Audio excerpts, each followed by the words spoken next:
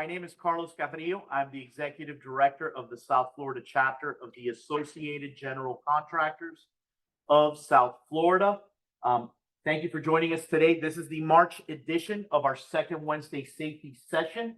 Our second Wednesday safety sessions is how we, the South Florida AGC, bring together members of the safety community, the construction safety community here in South Florida. And thanks to Zoom and the magical modern technology, we have friends joining us in Orlando, Tampa, and even outside of Florida. So welcome to those of you joining us on our live webcast.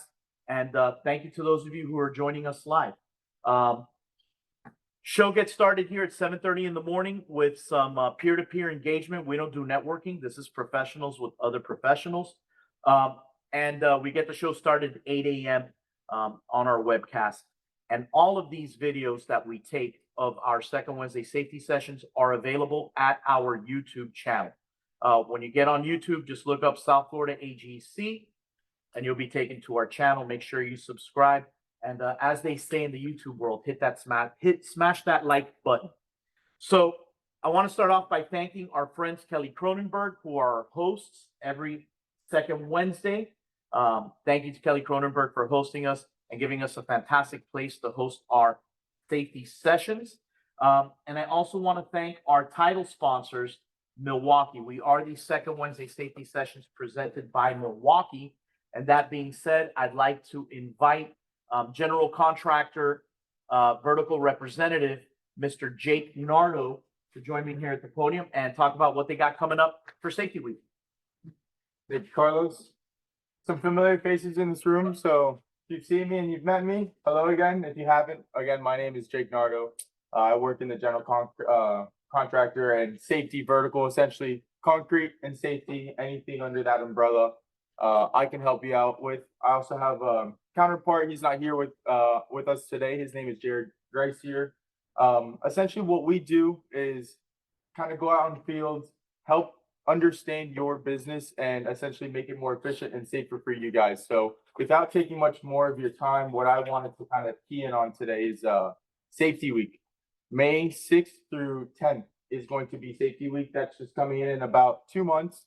And as we all know in our very busy schedules, that could definitely creep up on us. And what Milwaukee has to offer during that very busy week is different safety stand-down opportunities for us to connect, bring us on site. We can bring breakfast, we can bring lunch for everyone on site, and essentially start preaching the importance of safety. We can focus in on any specifics. If you're having a problem with hand lacerations and dust compliance, we can hone in on that. If you want to talk about general PPE, what should someone be wearing on the job site? The importance, why do they wear it? How can they protect everyone else around them? We can also go that route as well. We like to tailor it depending on, what seems important for you and what your job site needs during that week. And we understand that this is a national, essentially operation for Safety Weekend, and there's a lot of eyes on it. So we really like to go above and beyond for you guys and all the people on your team. So reach out to me before or after. I got business cards here. I won't bite. And, hopefully we can get something going for you guys. But with that, I'll get back to Carlos. Thank you, everyone. As an added bonus for those of you who join us live, Milwaukee does have a table set up so you can come by and try out some of their tools when you're hanging out here with us. Hey, big news. This past Friday, the Florida legislature passed the heat preemption bill. I'm sure most of you already know Miami-Dade County was trying to pass heat standards, which was really a Trojan horse for Miami-Dade County to create its own mini OSHA. So if any of you can imagine what it would have been like to have Miami-Dade County with their own quasi OSHA-like inspectors able to come onto your job site without announcing themselves and just having free reign, that was stopped. I want to thank all of you for your efforts. I sent out a lot of emails. I asked for you all to make a lot of calls and write emails to a lot of elected officials, and you did, and it had an impact. We stopped this in Miami-Dade County. We were able to go ahead and get it stopped at the county by getting it paused, basically, is what we were able to do. communicating with all the Miami-Dade County commissioners. And then we were able to get 2 sponsors at the Florida legislature to carry this bill. And let me tell you, those sponsors, Tiffany Esposito in the House and Senator Jay Trumbull in the Senate, deserve a lot of credit. There was a lot of media attention that was thrown their way, 90% of it negative. So those folks deserve our praise. If you ever wanted to send out a thank you email, it might be a great idea. We sent out emails letting you all know that this got passed. I'll be sending out another email asking you all to go ahead and thank them for what they did for us. If there's any questions on heat preemption, please feel free to let me know. I'll be happy to answer those questions. Just to give you all a heads up, next month, because I do feel Miami-Dade County will try and step up scrutiny on construction sites as the summer comes along, we'll be talking about putting together a heat plan for your job sites. I want to make sure that all of you are prepared for if those stepped up inspections occur, you have everything that you need on hand on your job site. That being said, let's move on to the reason you all are here. Today's topic. Our topic today is leveraging your insurance broker and carrier.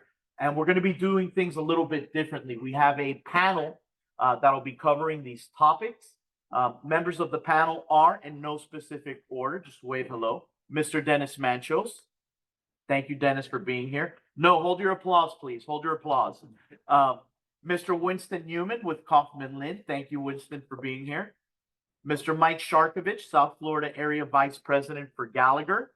Mr. Angelo Filippi, Partner and Business Unit Leader for Kelly Cronenberg. The home crowd, I love it. And stuck on the turnpike, which is a very common occurrence here in South Florida, we'll have Braulio Correa with Advanced Roofing joining us shortly.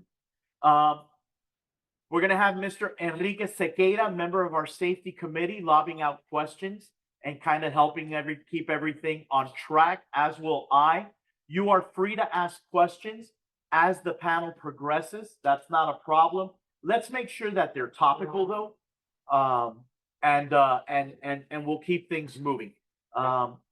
Enrique, please feel free. You want to ask that first question? Yes, good morning. So the reason that we're here is basically because we want to get some more information and how we can lever and use all the resources that we have in here available, and that can help us in our career. You know, I remember many years ago when I started as a safety professional, I didn't know much about everything works. So the way that I learned it is basically asking questions, going with them, and learning day by day. So I've been in a career for 15 years, and I have learned a lot from them. So that's the purpose of the meetings that we have in here. Some of the guys, some of you guys that you might know, this gentleman sitting over here, they have a lot of knowledge. So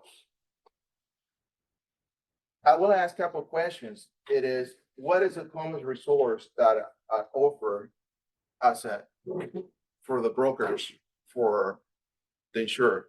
Mike, you? Sure. We offer a lot of different resources. And part of the challenge with that is trying to make sure that we present the right resources for our clients' organizations. And so the first thing we need to do is get to know your organization and where your pain points are. So anything from online training tools, learning management systems, in-person training, helping to develop programs. We do contract reviews to look at the insurance requirements on your projects. There is such a long list of resources that we want to make sure that we present the right ones, because if we put everything in front of clients, what I've seen is that list is almost too long to digest, right?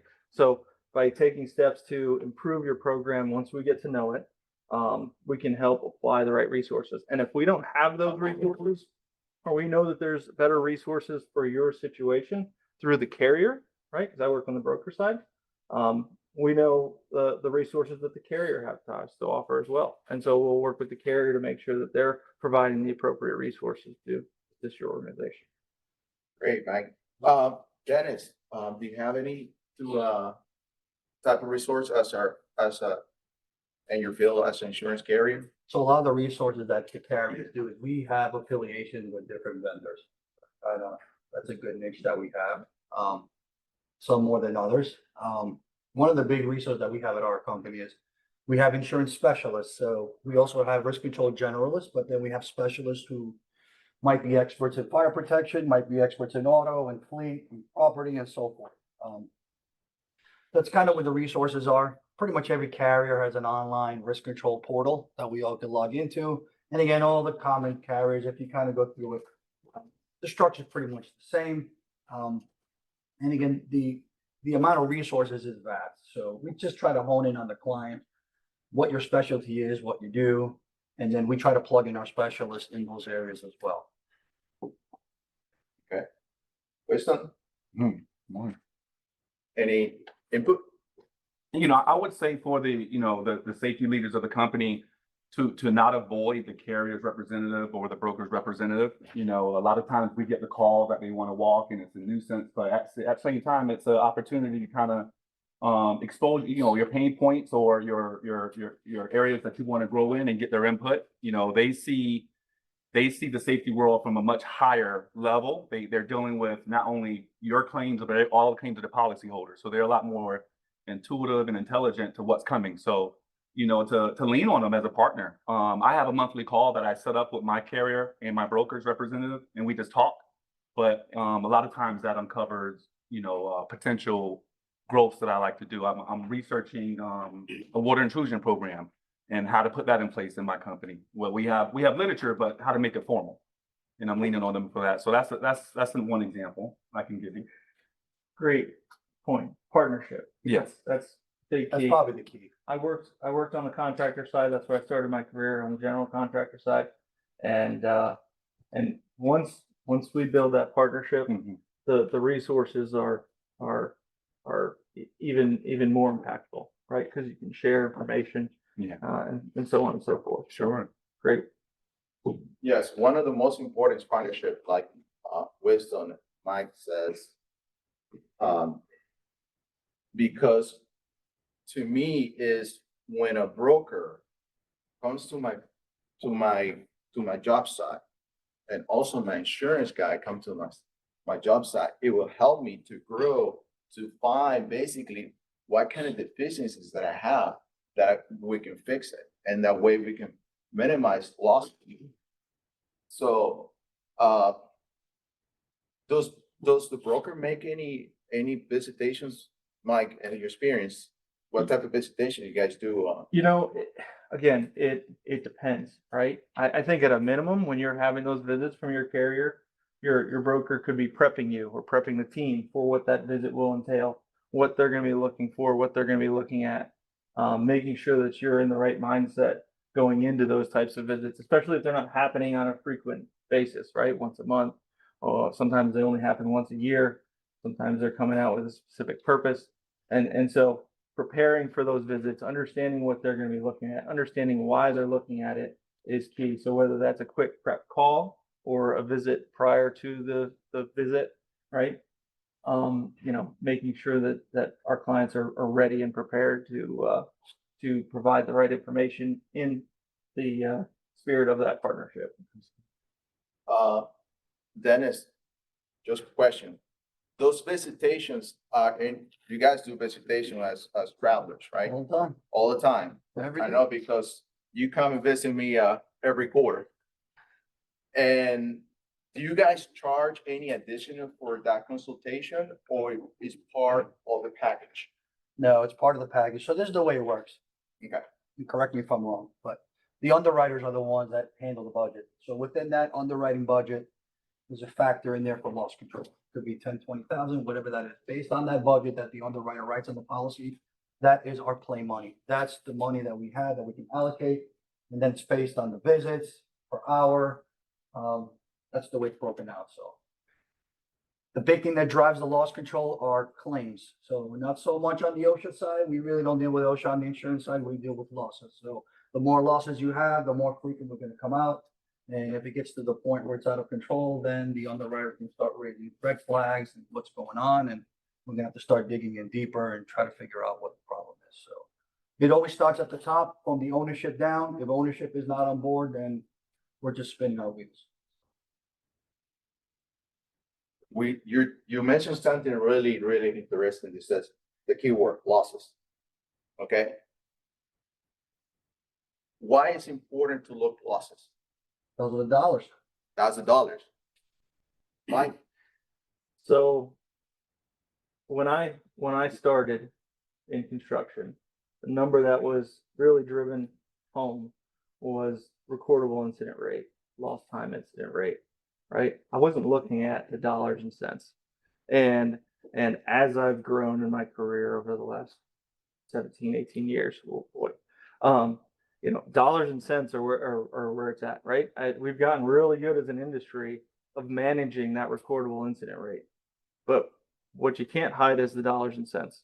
And so when it comes to your mod rates and things like that, those are incorporating your dollars and cents losses into your evaluation as a company, right? So if big thing when it comes to the losses and your loss runs is making sure first you have good data quality, right? Yeah, you can look at the bottom line, but understanding what that data is, making sure that you're getting good data quality out of your TPAs, which is another thing that we work with our clients on and their TPAs, so that you can analyze those losses and those loss runs and make sure that you're identifying where those pain points are and applying the appropriate resources with targeted solutions.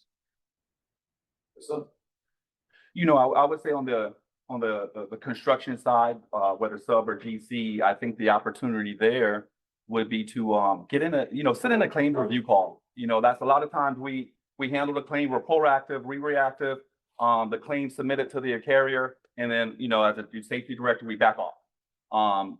Participate in a claims review call, kind of see the pain point and the risk for the carriers and the brokers, and maybe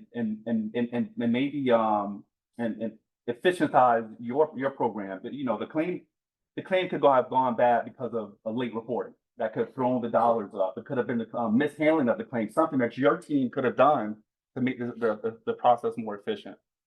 Sitting on that claims review call could highlight some of the things that your program needs to improve upon and help them out, help you out. Like I said, it's a partnership. Also, at the high level safety manager or safety director, I would say, learn their language. Take a course, a basic insurance course. There's one called the CRIS. That's pretty simple. It exposes you to their language, and it helps you see some of the things that you may not be exposed to typically. It's completely different verbiage. Yeah, It is, yeah, it's, yeah. So what you guys would recommend us as insurer for the insurance world and also the carriers to meet with us? How often should we have those meetings? Like every quarter, every those claim reviews, like every 6 months, once a year? What will the That's greatest kinda- case scenario, Kind of determined by underwriters. I know where we are, we come out and we've seen you every quarter. Yeah, So some of the carriers do it more than that, some don't. So, but it all depends on the line of coverage. Workers' comp, which is probably the most injuries you're gonna have claims reviews more often than others. Liability might be every quarter. Property might be once a year. So it really all depends what's driving the losses. based on your organization, how often you guys do a claim review, more or less? We don't deal with many CSIPs, so a lot of the as far as workers' comp on our side is, strictly the cost-milling employees, and, there's very little injury on that side. So, if you do have a CSIP or you're a subcontractor, you should participate in those high-level claims at a very minimum, right? And then maybe set up an ongoing call quarterly at the longest, I would say, with your carrier representative to kind of see his pain points or see where he sees improvements on your program. Now, most safety managers, they don't sit on claims. Just the way it is. It's usually the risk manager, if there is one. But I do encourage them to sit on it. They just basically going over every claim, the description, the status and all that. So it's more dollars and cents language than anything else, but it's good to know where the losses are coming.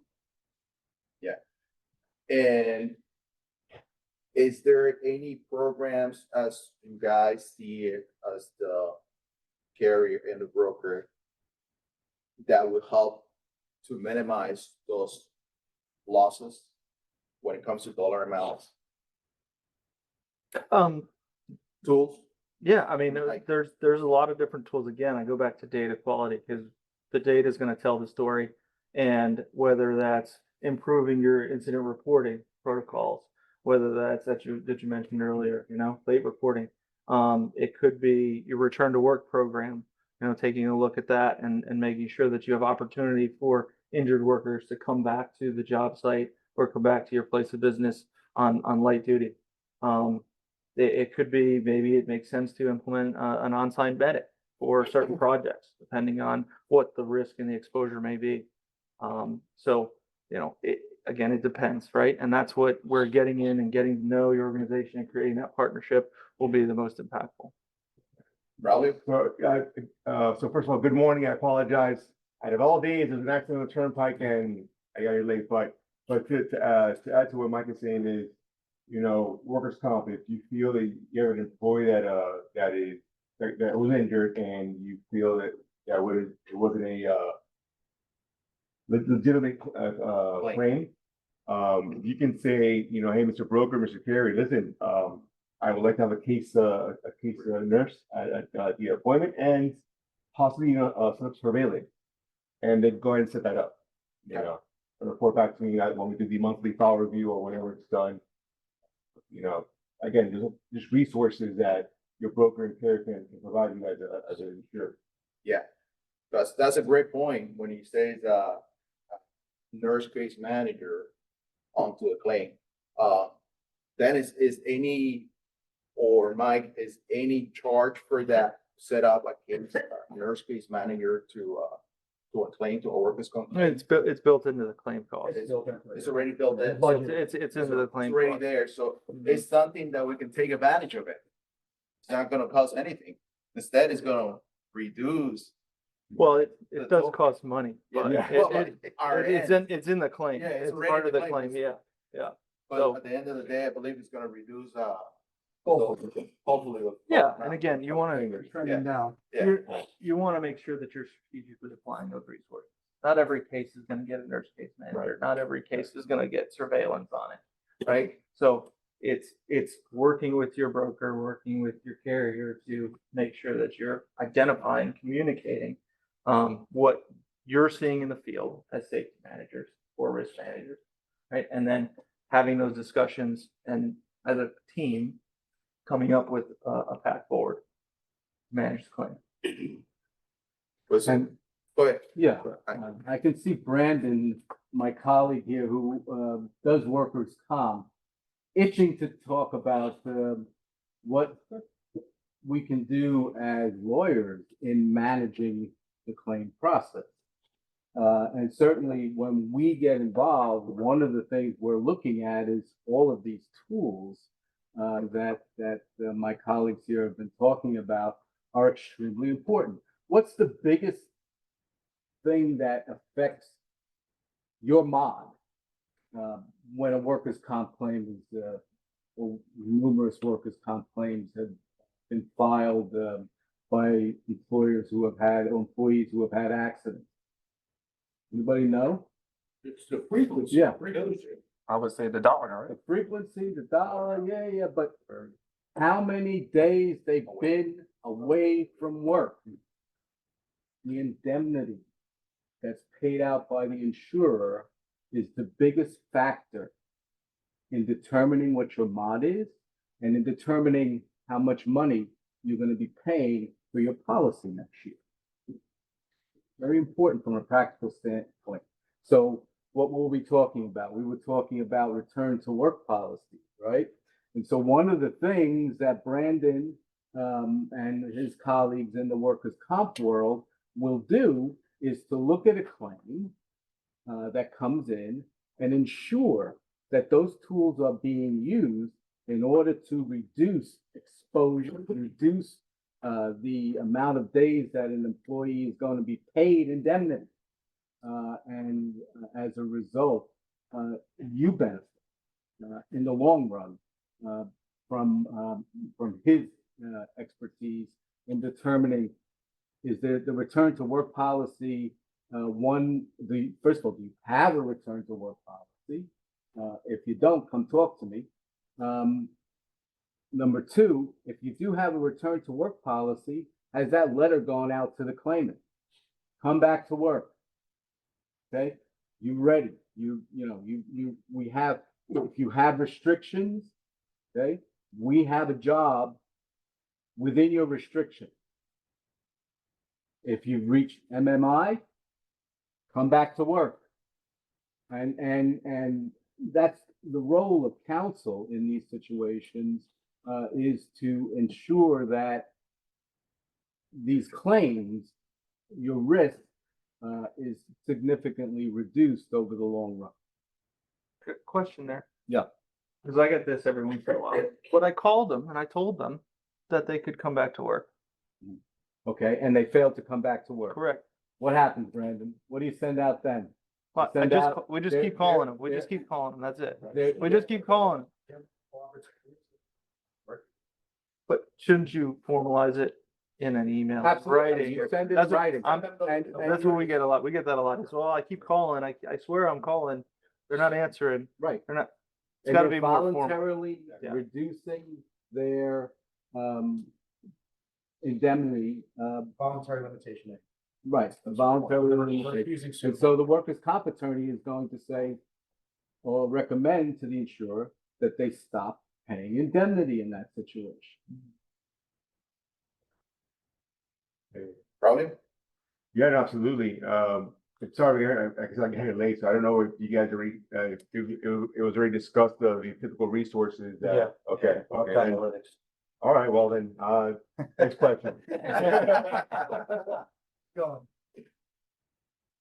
Go ahead. Speaking about the MMI, I've had this experience in the past. So a lot of times you send that letter out to these guys, right? And it's notarized and sent out to them. They still refuse to come even after we care for it. Now they're requesting, hey, I want to get a second opinion. Hmm. Like, where do you go from there? That's a good question. Okay, Brandon, where do we go from there? Second opinion on. They'll say, okay, the first doctor saying you're MMI, you can go back to work. Right. They're still saying they're hurt. And I want to seek a second opinion on it. So they can't get a second opinion. What they can do is they could write a written request for a one-time change. So they get one in every case. Okay. If they write that written request, it'll be on the carrier and the employer. They have 5 days to authorize a new position, or technically just to give them the name of the new position. Those 5 days are important because if you don't give them a name of a new position in 5 days, they get the choice. Okay. And they're gonna pick someone who's very claimant friendly, who's going to tell them that they don't need to work, and then your exposure is gonna get really high. So And that's it's very again why important. you need counsel looking at this, Right. because counsel will then look at someone who's not claimant friendly and say, let's get them over there too. And then your insurer's involved in terms of all of those decisions, and you use both of us as you know, tools to try to, again, reduce your risk respectively. Angelo, when do you think is a good time for council to step in on the GC or stuff side? As soon as a petition is filed. Enrique. Rick. Brian. Good. One quick question, you brought up attorneys, who do the attorneys work for? Who's the client? Is it the insured or is it the carrier? That's a great question. They're both declined. Both. Okay, and that's also important, good reason why you want counsel, because I can tell you, and I'm not talking about anyone at the table here, but I can tell you a lot of times insurers will take these claims and you as the employer will never hear a word about them until they're settled. And so you have no opportunity to manage risk and what's going on in terms of your mod. And so you want counsel involved because counsel, at least Brandon and his group, will get you as the employer involved right from the get-go. It is very important to have that relationship as the insured. So you can make those phone calls directly to the attorneys and have that discussion without getting in trouble with your broker or your carrier. But you can also pick your attorneys if you want, depending on how your program's set up. If Exactly. you have zero deductible, probably not gonna be able to influence as much, but if you're paying a high deductible, you should be able to pick your attorneys, unless you're busting through those deductibles. Right. If you pierce that quite often, they're gonna say, no, we use. Exactly. Perfect. Thank There's you. another question. No, I was just saying bye-bye. Bye-bye. So I have a question for Winston. Yes, sir. Alrighty, Winston, what kind of tools you as a contractor found as very valuable Very valuable. overall? You know, there's a gambit of tools, right? And I personally, I like help training your staff. You know, Kaufman Lynn as a GC, we're professional staff, and you know, reiteration of where you stand on the company SOPs, reiteration where the OSHA stands, training's invaluable, right? They will help with OSHA 10s, OSHA 30s, driver training. There's a slew of trainings that they participate in. Even something that you can actually produce yourself would be a training for your safety manager, right? What are the high level risks and what are the high level concerns that the carrier sees, and you can have that training be delivered to your safety manager of your company, so they are educated and they're given a little bit more sophistication when they walk the job. They're walking the job and looking for different concerns. Which is a great point, you know, if you want a second pair of eyes on a particular job site or maybe all your job sites, you know, call your broker, call your carrier, hey man, you know, I've got this high risk project coming up or if it's currently going, can you come out and you know, give me a unbiased, you know, inspection of what you're seeing, maybe on something I'm missing, you know, because we, you know, as safety professionals, times was where we've been like site safety managers and we're like, after a while you walk around with blinders on. If you bring somebody in who hasn't seen the project, who can give you a fresh perspective of, hey man, do you account for that? Do you account for this? Oh man, I missed it. You know, hey, do you have a policy for this? I don't. They'll help you out with that, you know, or training, right? Another resource is, I don't know if it was already spoken, but with our company at Advanced Roofing, when we hire an employee and we want to make sure they're an approved driver, we'll send their driver license information to our broker. They'll do the MVR, the background check, and if they pass, then from there we have an account through our broker, through the National Safety Council, the Defensive Driver Course, DDC4. They'll go through that. It's all paid through our broker, you know. I'm sorry, and our carrier, which is RTXL. So again, there's a bunch of research out there, especially for the smaller companies that, you know, a lot of people wear different hats, you know, could be safety, HR, quality control. We don't expect those people to be you know, full-time, 100%, you know, knowledgeable in compliance. But again, make that phone call. Hey, Mr. Broker, Mr. Carrier, I need your help, you know. And again, resources, they're out there. You're paying a pretty good premium and they're getting a pretty good revenue off of that. Leverage on resource, you know. Thank you, Bradley. When it comes to the brokers and also to the insurer, any tools that you guys have found that's very valuable that for the contractors? Mike? You know, as far as training goes, we do all different types of training. We do in person, we do live virtual.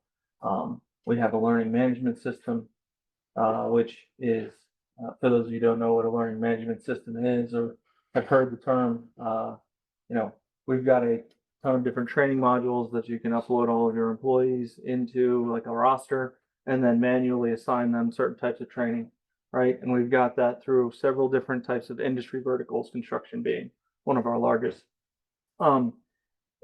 In addition to that, you know, we've seen a heavy adoption of this online training over the last few years for a number of reasons, obviously COVID, but two, with the way that the employment and the workforce is right now, it's very difficult to pull half of a job site's personnel out of the field and put them in a classroom for 10 and 30 hours, right? And so how do you do that? Well, learning management system allows them to complete a lot of these training modules on their own time. We're also seeing a lot of new supervisors come into the workforce, either getting promoted from within or coming an outside hire, right? And so how do you bring them up to speed on risk management or safety, right? So we've got a supervisory development series that is delivered in a similar fashion, right? And so, the online training, which can be done on their own time, is something that we've seen a heavy adoption of. And we've seen a bit of a shift away from that in classroom where you still want to do it, but you're targeting and really focusing on some key areas within your organization, maybe new policies that you're wanting to implement, so you can get face to face with your employees and explain a little bit more in detail and field a lot more questions on that training. That's a great tool. One comment, okay? Use the word on their own time twice. It's not on their own time, okay? Correct. You have to compensate them for the time that they spend doing that training, okay? You want them to do it, and that's a great tool for them to do it, but it's not their own time. And I'll rephrase it, in a time that's convenient for them during their workday. Correct. Because again, we've got tons of meetings. I was in a meeting the other day about meetings. And I think we've all probably been in one of those at one point or another. But again, not on their own personal time, Right. but when it's convenient for them and their job. Absolutely. Mm-hmm. I heard quality control, quality assurance, QA/QC is a huge risk item out there. And that's a program that most carriers have many different programs to offer, right? That's something that everyone can prove upon, sub and GC alike. And another one that steps up and solidifies the safety program is an accountability program, right? We have a safety program, but how effective is the safety program, right? If we were to take you out of your shoes and put someone else in there to run your program, could they read the safety plan and know how to staff your jobs, know how inspections are ran, to know how to, properly manage your safety program effectively per OSHA? But then if something were to happen, how does accountability run through? Most GCs do drop the ball when it comes to holding their staff accountable for mistakes such as utility strikes and so forth. And I think an accountability program, something that most carriers and brokers offer, is a huge opportunity for us to take advantage of. Dennis, I know you want to say something. No, I'm not saying anything. But aside from that, quality control, but again, resources, aside from the broker and carrier providing resources for safety compliance, but again, legal resource, human resources, again, if you need, again, if I can call, Mike or Ken and say, hey man, I need to do a gap analysis of my program. Look what I'm doing. Same thing on the human resources side. They can come in and do a gap analysis of, what they might be missing as far as compliance, or hey, this is something that's new that's coming up that a lot of companies are doing. You might want to take a look at this. Oh, it probably works out for you or as a company where you can adopt it. Again, it's, having those conversations of, hey, what's going on, what's new out there, what's trending out there, because look at it. We're having an issue right now with labor issues, right? Companies are having a hard time finding qualified, good employees. So what do we do once we hire those people? We want to retain them, right? So it's keeping a pulse of the market out there, what different companies are doing to hire and retain good employees, right? So again, bringing in your human resources or legal resources, and they can help you out. And again, revamping your be it safety, human resources, quality control, what have you. I think one of the big things we have is subject matter experts, and that's an area that most people lack. Like, I'll give you an example. Like, for myself, I sit on the ANSI Fall Protection Board and the NFPA. So I know they'll call me if they got questions regarding that. I'll give you another example. Our company also provides the crane operator course, not to get certified, but they'll prep you for the course, which is really huge. So if you're a bridge contractor or steel erector and cranes is what you're playing with all day, that's a good class to take. So it does tie in together with the training. And who do you think writes all these programs? The subject matter experts. These are the guys that are writing it. Doesn't matter what the topic is, but they're the ones that are putting all this together. I think that's huge. Great, great. That's great. So it's a lot of free resource in there. It's already great in our Paying opinion, for it, man. a lot. So That good. we gotta take advantage of it. So I have a question for Angelo. Why are the litigations consideration are pertain to work-related injuries? That's a loaded question that I made up myself. I'm gonna start with one of the things that I see where there's weakness is in the initial investigation of the accident. Brian, you want to talk about that a second? Sure. What do you want me to talk about? Too much information, too little information? Both. Keeping it attorney-client privilege? Yeah. If it's a significant incident, first thing you want to do is make it client. Exactly. So set it up either with your worker comp attorney, counsel, don't have a bunch of people sending emails, one person controls that folder, the like. So that's significant. But actually getting details, statements, not what people think they saw, what they actually saw or did not see. So that's the important part. Very important. And so, and that's before you brought in counsel, the accident has just occurred. And you as the company now are tasked either to do it yourself by the general contractor, or with assistance of the general contractor to conduct an investigation to determine the root cause of the accident. Okay, so let me talk a little bit about litigation consideration. So you have a accident on site. You have a catastrophic injury or God forbid a fatality. What do? You conduct your investigation, and what happens next? OSHA's on site, right? And they may be on site before you've even had a chance to investigate. And OSHA is all over you. What happened? Where are the safety directors? What's being done? What your program looks like? The tools can help you with this thing, okay? Because I myself know what Mr. Eastman is looking for, what Miss Ginger is looking for, what Mr. Romeo up there in Jacksonville is looking for in terms of your safety program. What do they want to see? And that's the foundation for making sure that you don't get into too much trouble on the OSHA stuff. OSHA's not, as you heard, OSHA's not covered by insurance. So why is this so relevant to this particular topic? Well, you've had an accident, so you have a workers' comp claim at the very least. You also may have a potential wrongful death if you have had a fatality, or if you've had a catastrophic injury, some type of negligence claim that's brought in the coverage B section of your workers' comp policy, or even entirely outside of that.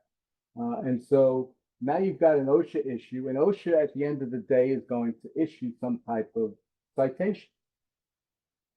They do it no matter what. They find something. Particularly if you've had a fatality, because they don't even control that at the local level.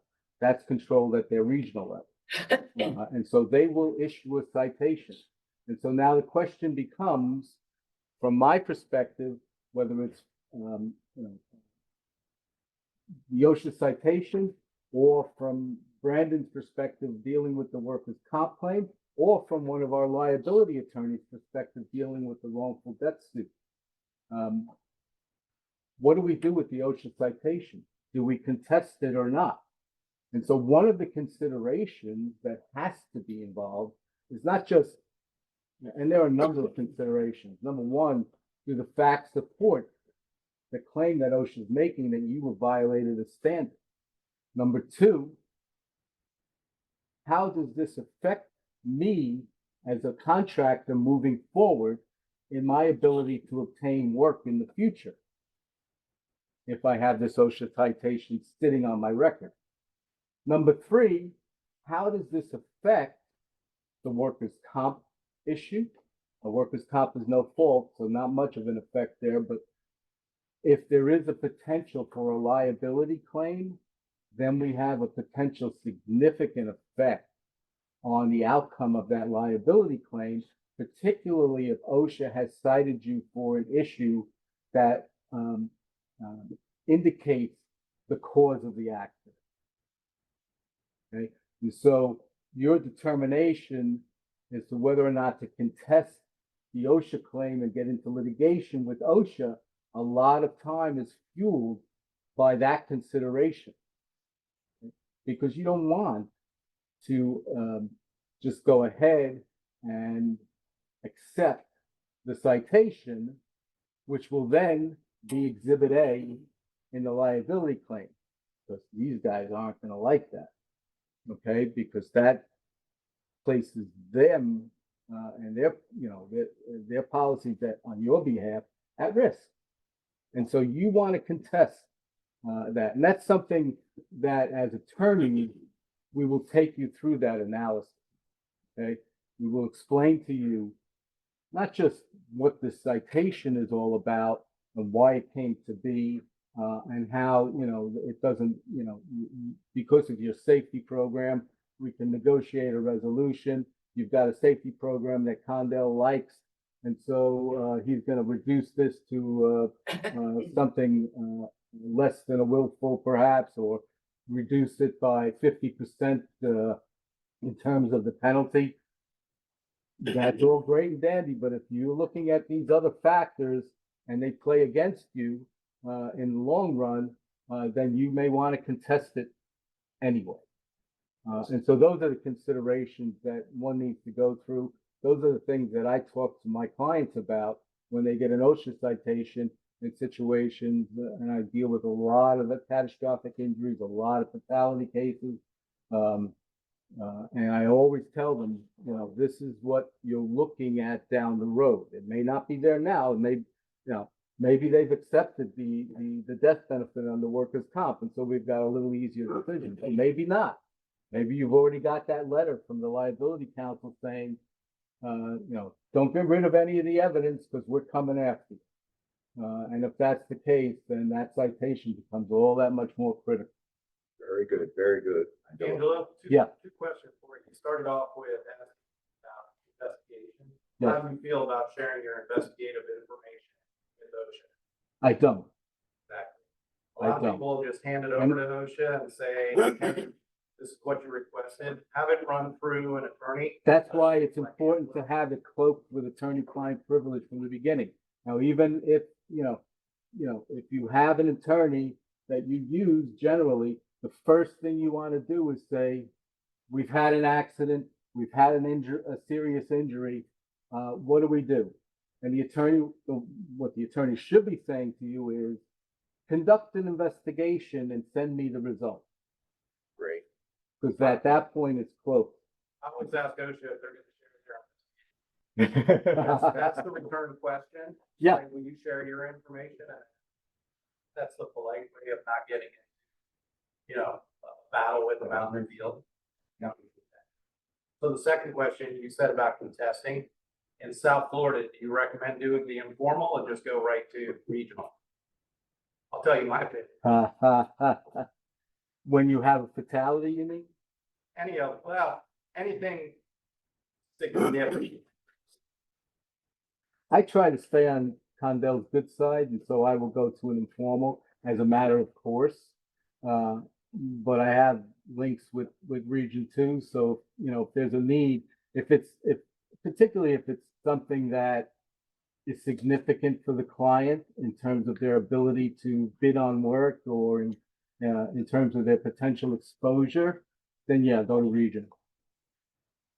Let's hold on to the question. I have one more questions and then we're gonna open up for a few minutes, a couple more questions. Appreciate Angelo for great information. For the panel, I have last one more question. My understanding, if we have a back to work program and drug-free workplace, do we get any type of discount?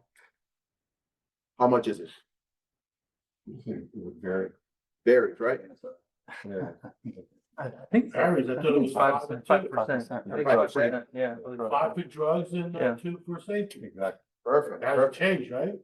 I know I've been out of the loop, but No, but the it's, insurance again, hasn't it changed. varies on the carrier. I think we got a ton. You know what I mean? 10%? So that's great. I think the big question we get a lot is the medical marijuana Oh, yeah. question, right? And I don't, hard to get into details on that, but it's been changing a lot.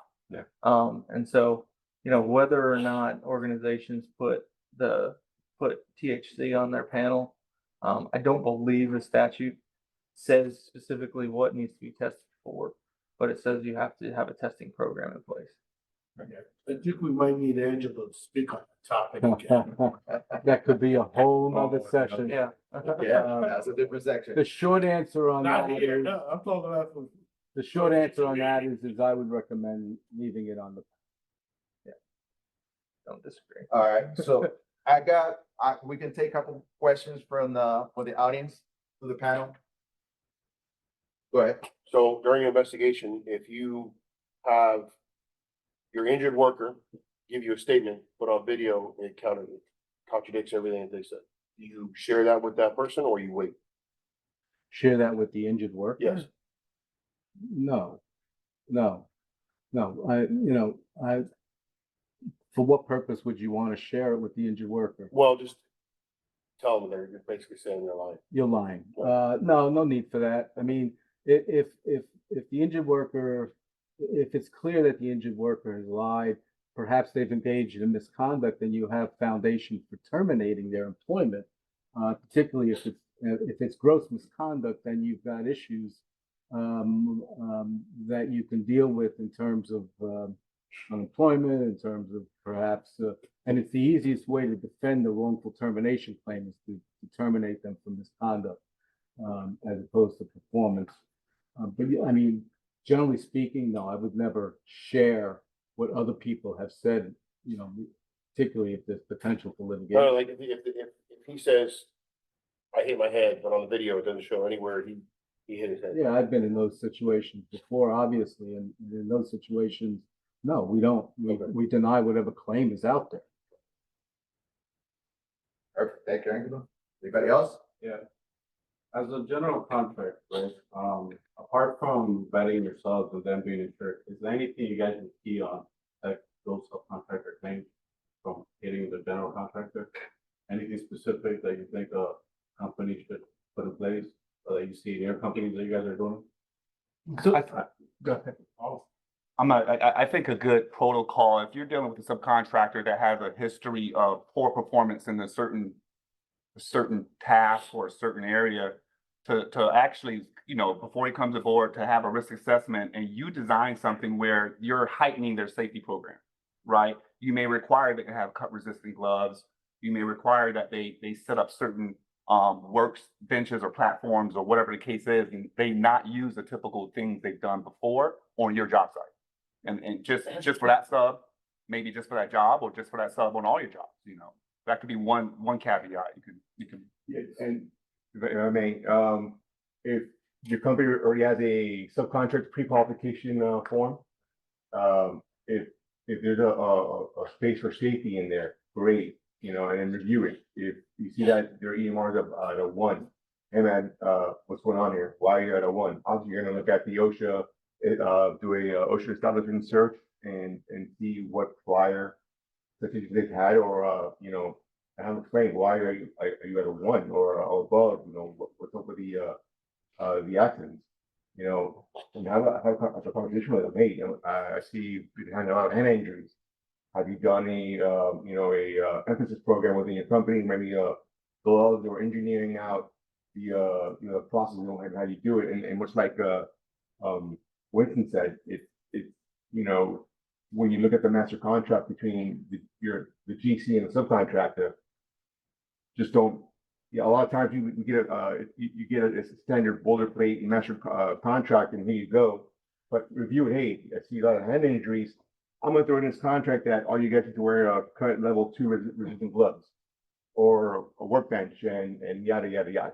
Underground utility strikes. right? How would you manage that before they even come aboard, right? Maybe you require GPR or a heightened tool for them on your jobs, and that's done before the subcontracts are let out, so they have a chance to price it. And I would add, I mean, brought up great points, and that's some assistance that does get provided. Contract review, insurance requirements. I know depending on whether CSIPs or OSIPs, right? We're looking at every single subcontractor that's coming out to the project, getting involved with your subcontractor pre-qual program.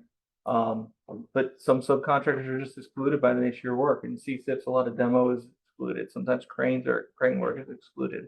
Depending on, remediation is often excluded because it's a heightened level of risk that whether it's the GC carrying the CSIP policy or the owner, they just don't want to take that risk on. So looking at the contracts, and again, you could also require that subcontractor provide their own insurance and exclude them from your program that meets the level of insurance under the CSIP, right? I've been part of interviews for some of those subcontractors that might be above a 1, right? And there might be good reason.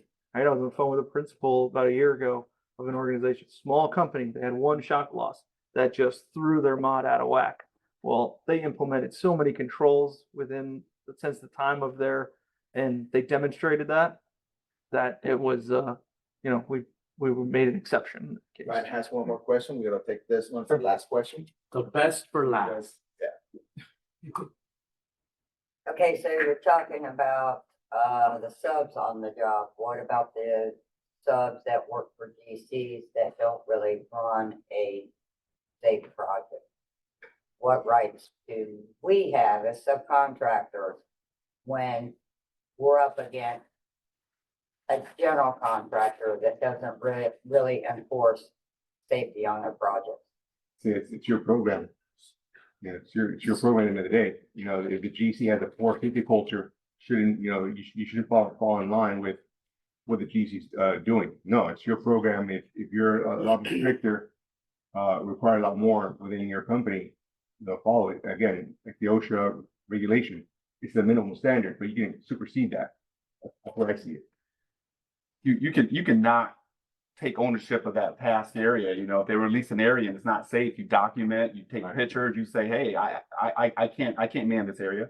It's not safe for me to work. And eventually you can have enough of a claim to say, you know what? I don't feel safe working here. Maybe I don't come back to this project until, certain things are met. And that's at a leadership level to have that conversation, but with your documentation, you can arm them with the right tools. Been in that situation, right? And been advised on that situation. That's all great advice. Yeah. It's difficult. It is. It's a difficult thing to do, but sharing the information and sharing that stuff with your leadership to then allow that conversation to happen at that senior leadership level between both organizations is probably going to be the most impactful. Fight that fight on a job site is really tough. I understand that. But you've got to collect the information and share it. Without the information that you're collecting, the GC is going to turn around and say you're delaying a job, right? Exactly. Right. So if you have your documentation, you can say it's not a delay. This is actually right. It's run your program. So I want to thank all of you for being here today. I want to start off by thanking our panelists for taking the time to be here this morning and sharing your knowledge and wisdom. I also want to thank Enrique and Braulio, who had this idea, got the panel together, put together the questions, and did a great job manning it. Braulio, even though you're late, you get a pass. So we appreciate you. Hey, top order, right? So that just means leave earlier. All right. That just means leave earlier, man. Giving you a hard. Yeah, you're not gonna live this one down. So thank you all very much for being here. Thank you all again for your hard work on the heat preemption, law, and on helping us stop that at the county. I want to let you know again, our next session will be on developing a heat plan and what you all need to do, what those requirements were going to be from the county, and how we can make sure that we're ready to deal with it should the county come sniffing around. Secondly, I want to remind you all that our contractors and clays, our annual sporting clays shoot sponsored by Ozinga, is happening on April 18th and 19th. We are at the finest sporting clays facility in the state. We're at Quail Creek Plantation. We are going to be having a big shindig the night before on property. We have reduced rate hotel rooms available to those who are participating. We're going to have a shuttle running between the hotel and Quail Creek, where we will be at their lodge, having dinner and drinks and having a good time the night before. So if you're interested, talk to me, talk to Vanessa, come onto our website and register. That always sells out, so don't get left out. Make sure you talk to us about our Sporting Clays event. And we will see you again in April. We'll be sending information out on our panelists, so you can reach out to them if you have any questions on what was said here today. Thank you all very much. See you next month.